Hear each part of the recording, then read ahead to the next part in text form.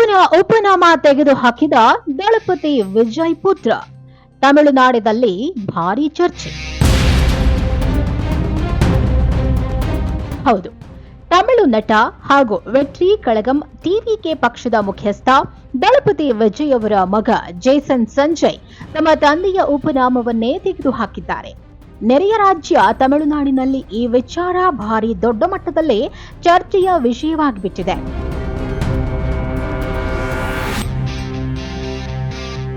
ಮುಂಬರುವ ರಾಜ್ಯ ವಿಧಾನಸಭಾ ಚುನಾವಣೆಯಲ್ಲಿ ಸ್ಪರ್ಧೆ ಮಾಡೋಕೆ ವಿಜಯ್ ಸಿದ್ಧತೆ ನಡೆಸ್ತಾ ಇರುವ ನಿರ್ಣಾಯಕ ಪರಿಸ್ಥಿತಿಯಲ್ಲಿ ವಿಜಯ್ ಅವರ ಪತ್ನಿ ಸಂಗೀತಾ ಇತ್ತೀಚೆಗಷ್ಟೇ ಚಂಗಲಪಟ್ಟು ಕುಟುಂಬ ನ್ಯಾಯಾಲಯದಲ್ಲಿ ವಿಚ್ಛೇದನ ಕೋರಿ ಅರ್ಜಿ ಸಲ್ಲಿಸಿದ್ದಾರೆ.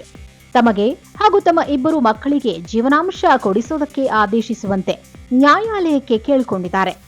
ವಿಜಯ್ ಮತ್ತು ಸಂಗೀತಾ ದಂಪತಿಗೆ ಜೇಸನ್ ಸಂಜಯ್ ಹಾಗೂ ದಿವ್ಯಾಶಾ ಎಂಬ ಮಕ್ಕಳಿದ್ದಾರೆ.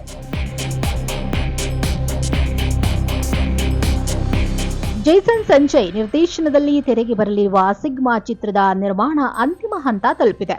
ಚಿತ್ರ ಸದ್ಯದಲ್ಲಿಯೇ ಬಿಡುಗಡೆ ಕೂಡ ಆಗಲಿದೆ.